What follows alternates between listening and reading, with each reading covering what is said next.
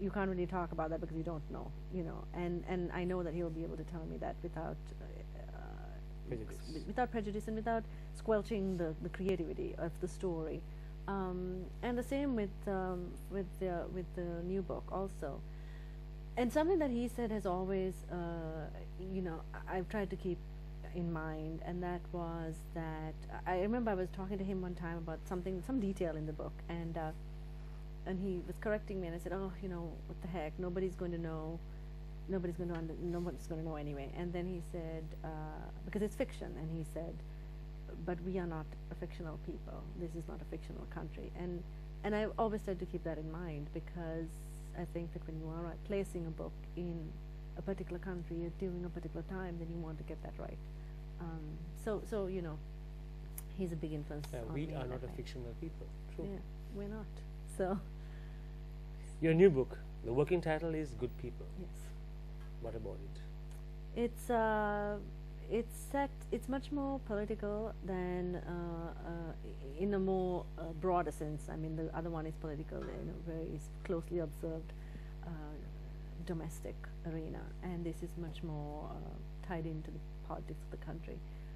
But at the same time, it's focused on people and how people relate to it, because I'm always interested in what people do.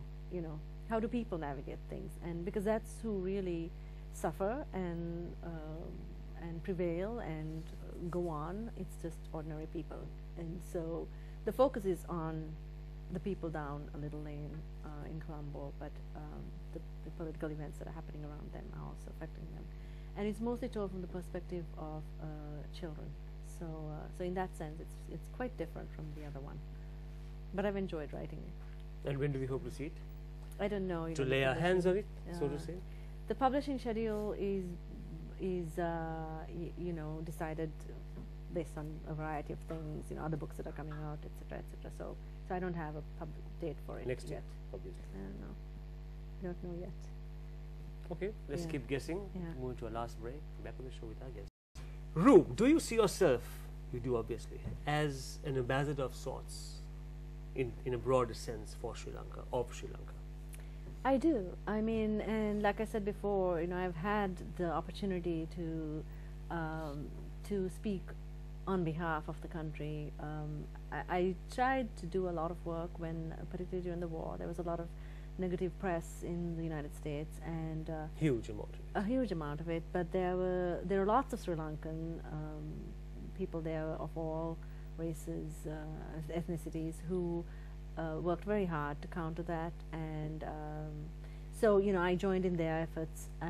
I met with our senators, because Bob Casey was chairing the Senate subcommittee on Asia, South Asia, and of which Sri Lanka was one part. So trying to meet with his office and going to Washington D.C. and I do as much as I can do there, because I think that is a role that I can play. Much more. And in retrospect, how successful have you been in that role at that point of time? I wouldn't like to say that I can take any personal credit for anything that happened. That it wasn't. I certainly didn't move mountains by myself. There were lots of other people. But you contributed. I obviously. contributed, yes, and I wrote, and because of the fact that I'm an author and I have this journalism credentials as well, because I write for forums there, like Common Dreams and progressive forums, I have access to some things, and people might take what I say a little bit more seriously because of that. So I certainly put all of that into use as much as I could.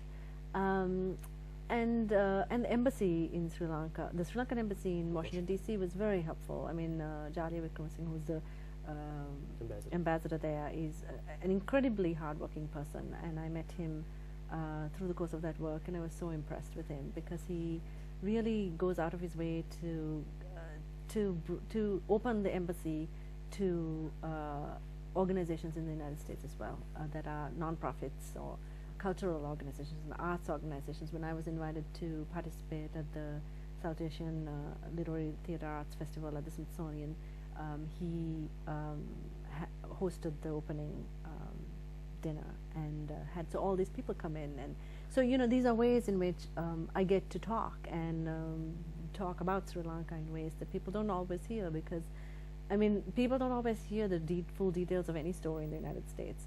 So when you're talking about a story in Sri Lanka, I mean, people are hearing even less, and then they just fall into little neat things. And I remember talking to a journalist who said to me that, well, it's better than nothing. Better to have something in the paper about Sri Lanka than nothing. And I said, no, actually, that's not true. It's not better to have anything if that anything isn't true, or or it isn't placed in context, or it isn't talked about in a more broader sense. But because of that work, I also was Robert Blake had just left Sri Lanka and gone back and stayed, but it was Undersecretary of State, and then he invited me to come talk at the State Department. So that was another opportunity. So those opportunities are things that I always say okay to and go, because I think it's something that I can do from there, since I'm not here. So now in post-war Sri Lanka, in post-conflict Sri Lanka, what would your role be? Redefined? No, because people don't know enough about Sri Lanka. I mean, when I say that I was an ambassador for Sri Lanka, it's not necessarily that I'm out there, painting a rosy picture. It's mostly trying to talk about Sri Lanka and Sri Lanka's culture and Sri Lanka's history, placing it within the global scene, and also saying, talking about the commonalities, that a young girl in the United States who wants to run after some boy is no different from a young girl in Sri Lanka who wants to run after some boy. And these are things, I mean, the more people realize these similarities, the less foreign and strange the place becomes. And then the more likely it is that people look at the country differently. They say, oh, that's not it's not this place where there's been a war for 30 years. It's a place where these things happen. So in through the writing, that's something that I get to do by traveling and traveling through the United States. And I don't think that role changes with the end of the war. It gives me something very positive to talk about. I can talk about the end of the war. I can talk about how the country is different because of the end of the war. The places that I've been to, even on this visit that I've not been able to go to, and the people I've talked to who don't speak English or Sinhala and speak only in Tamil, but can still communicate, a sort of empathy with each other. These are not things that I would have been able to experience if the war was still going on. So those are all things that I get to talk about when I go back as well. Now, having been here and there for so many years, with coming and going, what stark physical changes have you seen in post-war Sri Lanka, physically in this country, which you think worthy of mention? Well, I think one of the things that I noticed immediately, and Mark did too, is that there is a certain upliftment and a sort of an uplifting feeling about the city of Colombo anyway, and also out in the outstations where I went to Trincomalee and Batticaloa, and seeing the reconstruction of the roads, the demined roads that have been dug up and now they're being laid down, seeing the rail tracks being laid down, seeing the roads to the south and the north, keeping in touch with Sarinder Unambo, who's a former royalist, also and a student of my mother's, who's involved in the trail. And all of these things are very different. Colombo is particularly different in the sense that all the walls that have come down around the government buildings, and literally and metaphorically, police stations included. And the traffic that moves better. I mean, it just feels to me that there are competent people in charge of redesigning the place, both within Colombo and also in the outstations, because of the kind of infrastructure that is being built. Beyond, I'm only here for a short visit, so all I can see is a snapshot of things, and I obviously live there, and can afford to buy things in ways that maybe someone who drives a scooter taxi cannot. So I'm sure there are issues that they have that I can't really speak to. But there are other people who can, and but physically, those are some changes that I've seen that I think are nice. Where do you feel more at home? I relax when I come here because everybody looks like me, and that is something that you don't think about as much when you're when I'm there, because when I'm there I have to deal with being there, and everybody does What do you mean not deal with being there? Well, because I'm far from home. I'm far away from home. I'm far away from anybody who speaks Sinhala. I'm far away from anybody who understands the great. People don't understand hand gestures. Here we can say, mata vatura tikak with your hands, and people understand. Yes. But there you do that, and people look at you like you're mad. They don't understand. And so little things like that you just can't do. And so sometimes I sit there and I feel very lonely, and I think. What is this? There's nobody that I can actually do any of these things with. I can cook the food, I can do many things, but I can't bring, somebody once asked me in an interview, what is it that you miss about Sri Lanka? And I started writing the things that I miss about Sri Lanka. It was very, very long, and then I said, it's everything. I miss everything. But that's a choice I made, I decided to get married to a just going to foreigner. say, it's a choice you made. It is a choice I made, and so it's nobody's fault. It's the choice that I made, and I make the best of it by being a good American citizen as well, because I also write about American politics. I'm very involved in American politics, and talking about it and knowing it in depth, and sort of modeling the behavior of a good citizen for my children, because that is their country. I mean, they were born there, and that's their country, and I'd like them to be proud of it. And if there's something wrong with it, I'd like them to learn how to fix it. So what chances would President Obama have of winning a second term? He's going to win a second term. Why do you say that? There have been various stories for and against.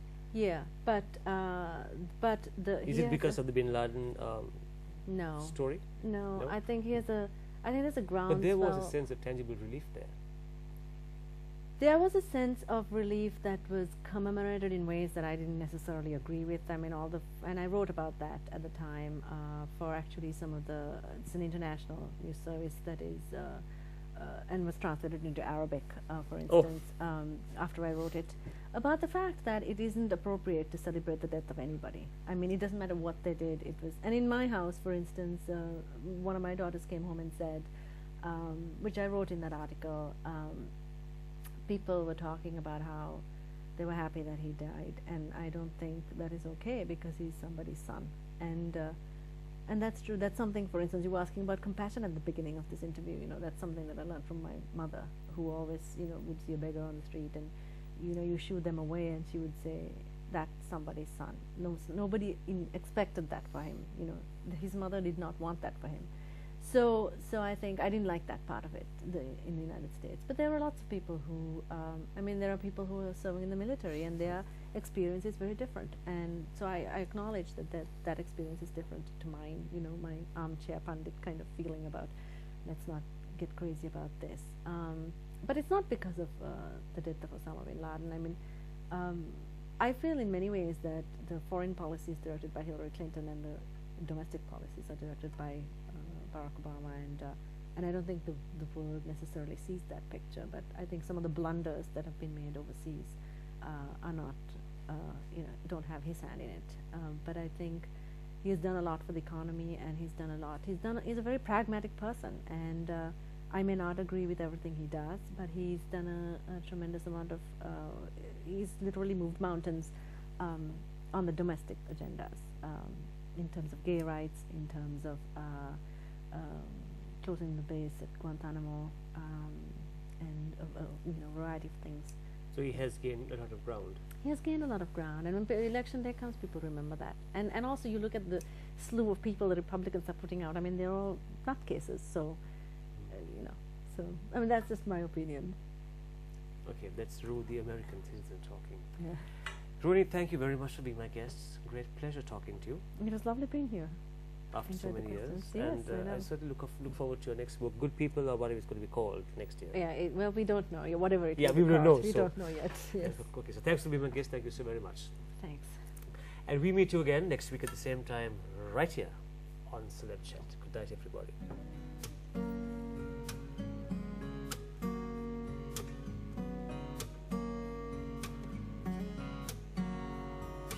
I won't talk.